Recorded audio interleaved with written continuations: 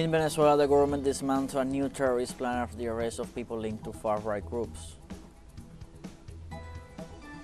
Central American countries commemorate 203 years of independence from Spanish colonialism. And the Palestinian government called on the international community to increase humanitarian aid to protect 2 million civilian refugees in Gaza after the arrival of winter. Hello, welcome from the South. I'm Luis Alberto Matos from TeleSUR studios in Havana, Cuba. We begin with the news. In Venezuela, the government dismantled a new terrorist plan after the arrest of people linked to far-right groups. Interior Minister Diosdado Cabello announced the detention of citizens who had the objective of generating violence and destabilizing the country.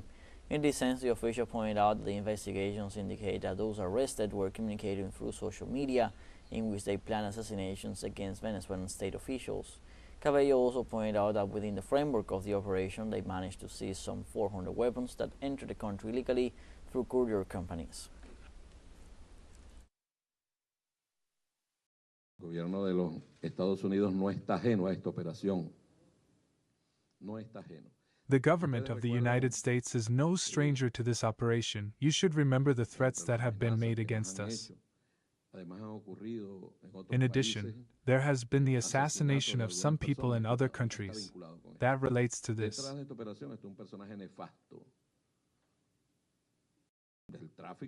Behind this arms trafficking operation, there is a nefarious character, this Mr. Ivan Simonovich. He knows perfectly well what I am talking about. And in Venezuela, during an exclusive interview for our international multi-platform TeleSUR, the Minister of Interior, Diosdado Cabello, announced the arrest of a Navy SEAL operator of the U.S. Armed Forces who had the objective of executing destabilizing plans in the country. Effectively, in Venezuela, a special operator was detained in Venezuela, a Navy SEAL, an elite group of the U.S. military army, Mr. Wilmer Joseph Castañeda, who is part since the year 2009 of the Navy SEALs. That man was in combat missions in Afghanistan in 2010 and in Iraq 2014, with a vast experience in sabotage and explosives, urban combat, and parachuting, free parachuting, an expert in mixed arms, rifles and guns. He was captured here in Venezuela on the 1st, on September 1st. A follow-up operation that through information that we had gathered, we began to search through phone connections, and we were able to detain him in a mountainous area. Similarly, the Minister of the Interior, Justice and Peace emphasized that Spain will deny any involvement in terrorist attempts despite the fact that among those arrested are 2 members of the Spanish National Intelligence Center. It was predictable. I already said during the press briefing that Spain was going to say that they had nothing to do with this because this gentleman, Wilber Joseph Castañeda, is the head. But in a way,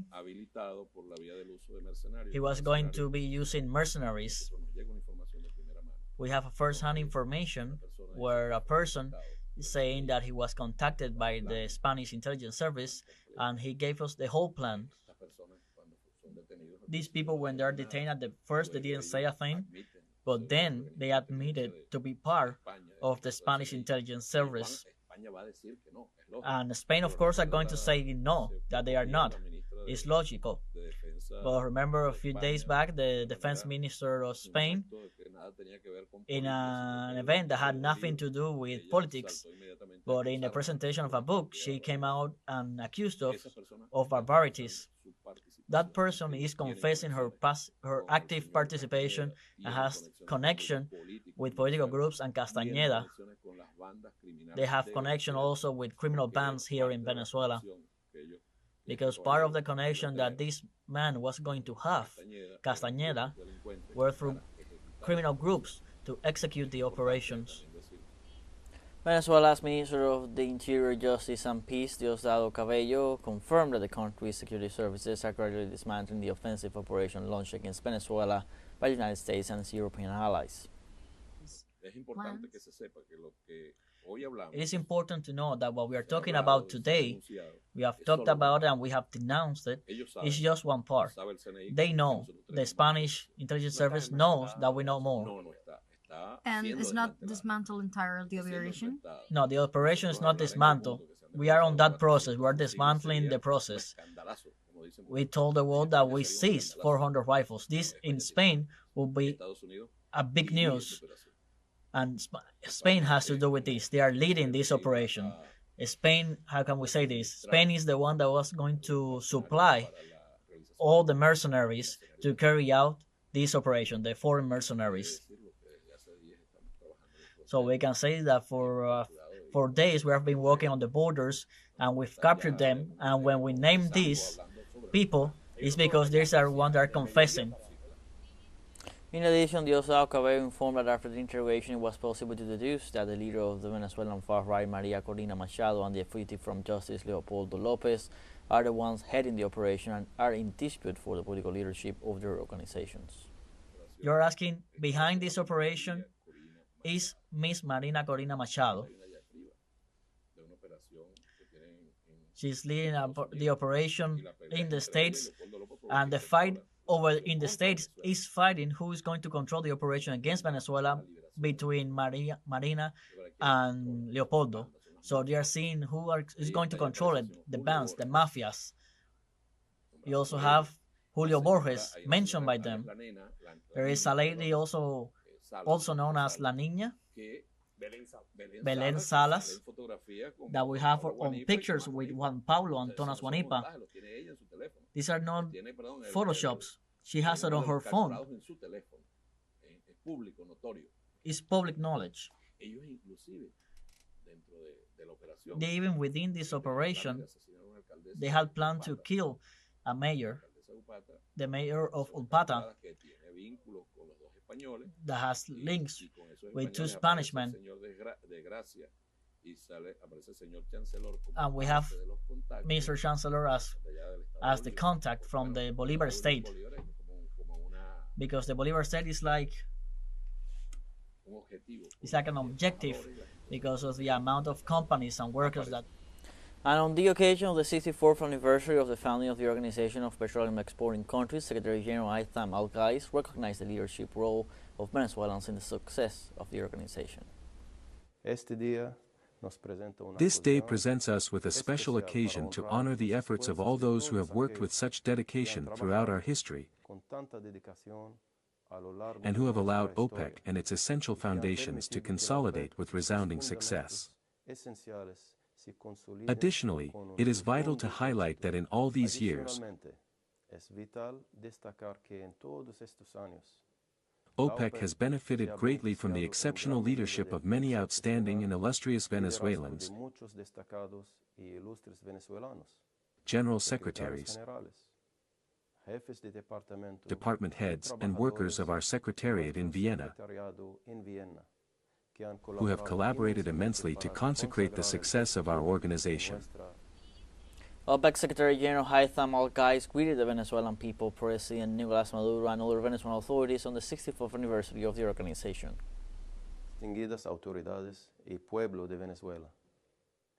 Distinguished authorities and people of Venezuela, today we meet to celebrate with great pride the 64th anniversary of the founding of OPEC. It is a great pleasure and an immense honor to present this message to the people of the Bolivarian Republic of Venezuela and its authorities, including His Excellency, President Nicolas Maduro, the Honorable Vice President, Minister of Petroleum Her Excellency Delcy Rodriguez, and other members of her ministerial cabinet.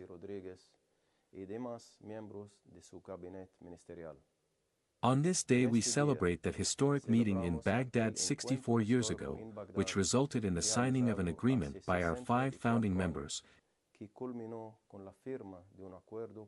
namely the Islamic Republic of Iran, Iraq, Kuwait, Saudi Arabia, and Venezuela. With this extraordinary agreement, OPEC was born, and a new era of multilateral energy cooperation was born. And the Foreign Minister of Venezuela, Ivan Hill, through the social media Telegram on Sunday, replied to the European Union High Representative for Security and Foreign Affairs, Josep Borrell, after Borrell verbally attacked Nicolas Maduro's government. Hill referred to the European Union representatives as a spokesman for evil from interview to interview, saying that with blood on his hand, doubly failed in his attempts to harm the Venezuelan people. Likewise, he expressed that Borrell leaves a dark legacy by turning the EU into a decrepit, colonialist and warlike institution. The European Union has not recognized the legitimate victory of Nicolas Maduro proclaimed by the National Electoral Council in the presidential elections of July 28th.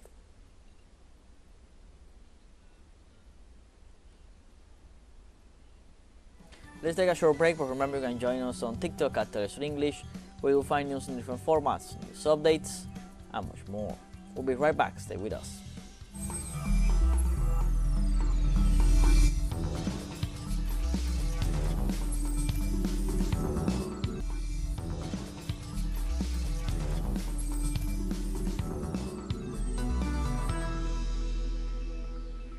Welcome back. This Sunday, Hondurans celebrated the 203rd anniversary of their independence with parades and events.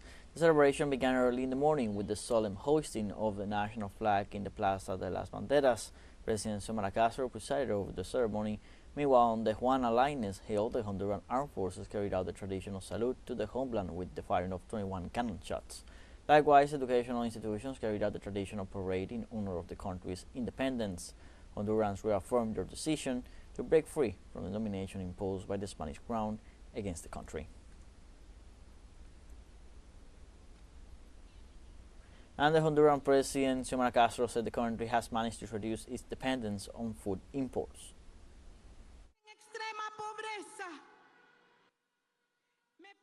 We are supplying communities in extreme poverty.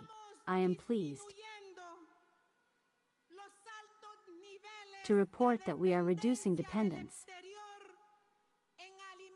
on food imports regarding basic grains, corn, and beans. In her speech at the celebration for the 203rd anniversary of Honduras' independence, President Xiomara Castro announced the construction of 8 new hospitals. This year, we'll be building new hospitals in Tegucigalpa, San Pedro Sula, Choluteca, Rabada, Isla de la Bahia, 8 new hospitals in total. In this context, other Central American countries commemorate as well 203 years of independence from Spanish colonialism. In El Salvador, citizens celebrate independence with armed forces, the national police, and other social sectors parades. The official festivity in San Salvador takes place in Gerardo Barrio Square, in front of the National Palace. At the same time, Guatemala joins the festivity with the traditional lighting of torches to illuminate the city squares. Costa Rica is holding civic events including workshops, concerts, and parades. And in Nicaragua, President Daniel Ortega and Vice President Rosario Murillo led the 2024 school parade in honor of the 168th anniversary of the historic Battle of San Jacinto and the independence of Central America.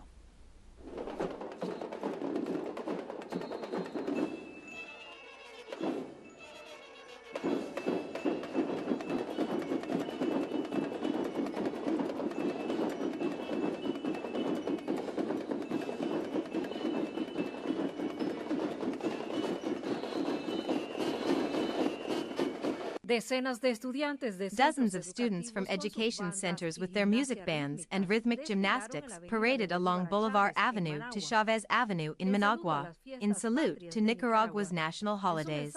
In his message, President Daniel Ortega recalled the 203rd anniversary of the independence of Central America and the 168th anniversary of the historic Battle of San Jacinto on September 14, 1856.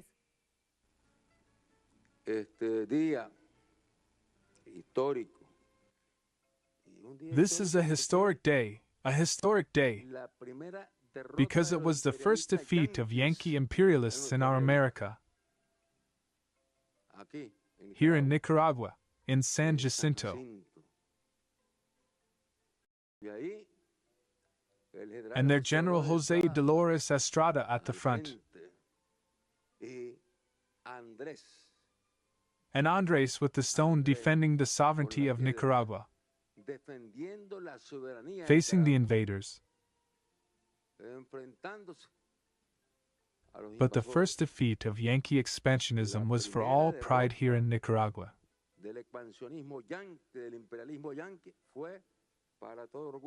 In the San Jacinto estate. And at the same time we are commemorating the 203rd anniversary of independence.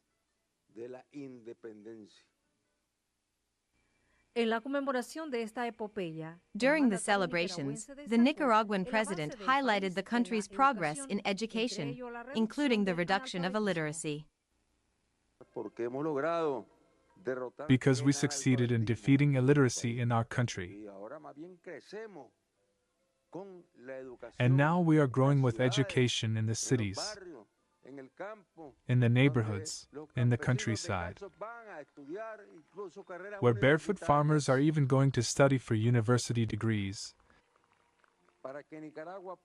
so that Nicaragua can continue on this path, which is a path of peace. Peace is fundamental for us to continue moving forward, so that we can have this beautiful event.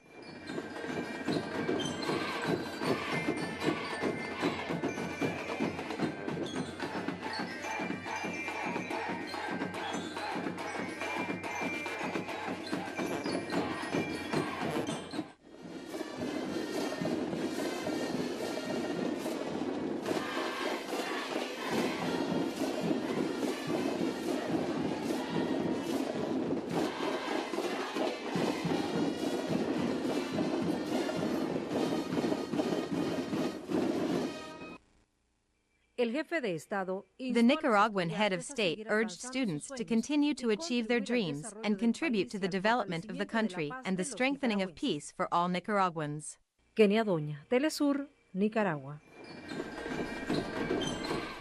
We have a second short break coming up, but before we invite you to visit our YouTube channel at TeleSUR English.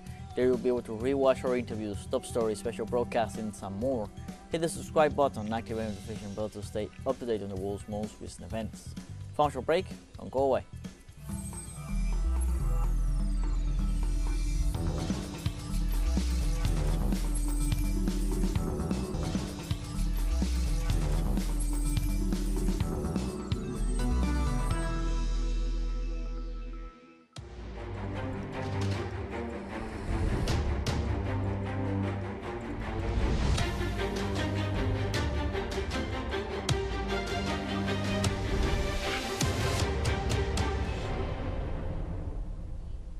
Welcome back. The Palestinian government called on the international community to increase humanitarian aid to protect 2 million civilian refugees in Gaza after the arrival of winter.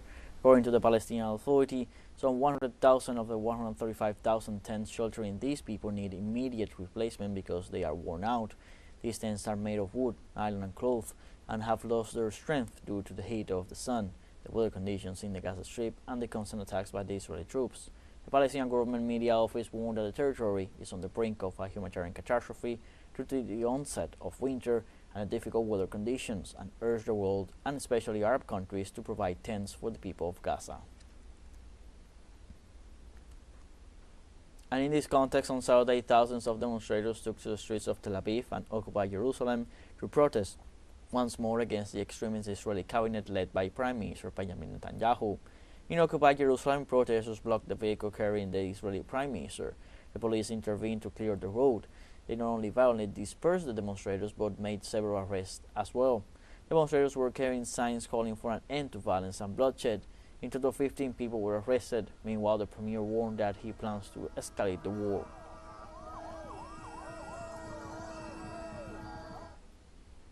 In other news, in India, at least 10 people lost their lives after the collapse of a 3-story building in northern Meerut city. According to local authorities, 5 children are reported among the deceased. The survivors were rescued by the security forces and taken to hospitals for medical attention while rescue operations continued. Local authorities say that the situation caused by heavy rains in the area in recent months could have been the cause of the collapse. However, experts warn that the collapse of buildings is frequent in India due to the precarious state of infrastructure and lack of maintenance. And in Egypt, authorities confirmed the death of at least 3 people after 2 passenger trains collided in Sharqiya province. The accident occurred in the city of Sagazik, capital of Sharqiya province. According to the country's railway authority, the collision also left at least 40 people injured who were rushed to nearby hospitals to receive the required care. Train derailments and accidents are commonplace in Egypt, where the railway system is increasingly aging. According to President Abdel Fattah al-Sisi, some 250 billion Egyptian pounds, or 8.13 billion United States dollars, would be needed to properly overhaul the North African country's neglected railway network. Like this, we have come to the end of this news brief. You can find these and many other stories on our website, telesurenglish.net. You can also join us on social media, Facebook, X, Instagram, Telegram, and TikTok. For TeleSUR English, I'm Luis Alberto Matos. Thank you for watching.